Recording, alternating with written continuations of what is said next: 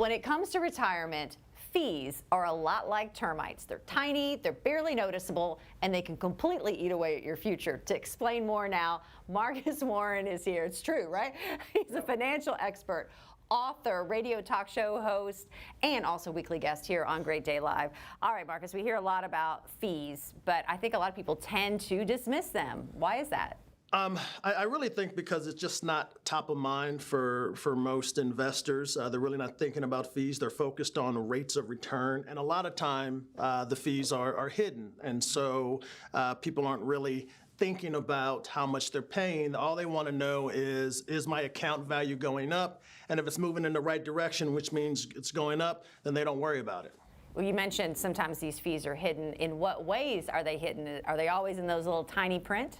Yeah, yes, right? Yes, they are. Well, for mutual funds, they hide the fees by embedding them in the returns. And so a mutual fund will have 12B1 fees, which are their marketing fees, internal marketing fees, and they'll have these expense ratios. And so say those fees are 2%.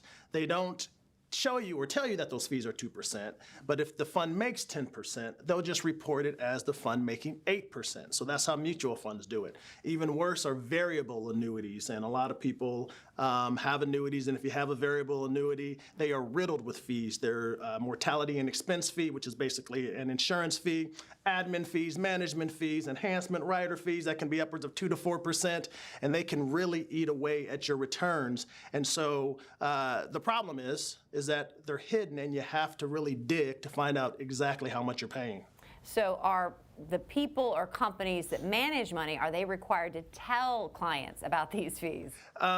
They are required to tell, and they generally do it by putting out a prospectus. And what that is, it's just the legalese, and it's, a bunch of papers thicker than the Old Testament, and it's in there somewhere. And clients generally don't read them because it's in 8-point font and it's this thick, but they're in there somewhere. So they are required to disclose it. They just embed them in that literature.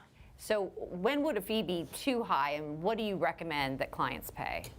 It goes like this. It really depends on what you're getting. So generally, if you're working with an advisor, you shouldn't pay more than about 1.5%, right? And then it depends on the services that they're providing.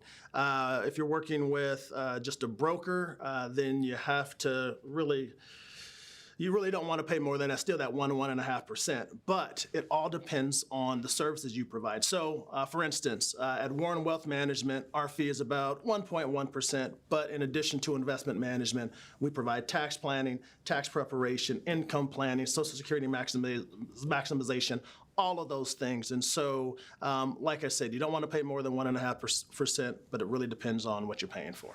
All right, they are like termites. My goodness, thank you. Thanks so much, Marcus. Well, big question here. Do you know what you're paying in fees? If the answer is no, call right now for a complimentary portfolio x-ray. This is valued at $500, but it is free for the first 8 qualified callers. This offer is good for those who are nearing retirement or are already retired. Call 502-339-8255. Marcus can take a look at your accounts, peel back all those layers, and find out how much money you're shelling out in fees. You may be shocked by what he finds. Again, the number to call is 502-339-8255 for a complimentary portfolio x-ray. You can also visit warrenwealth.net for more information.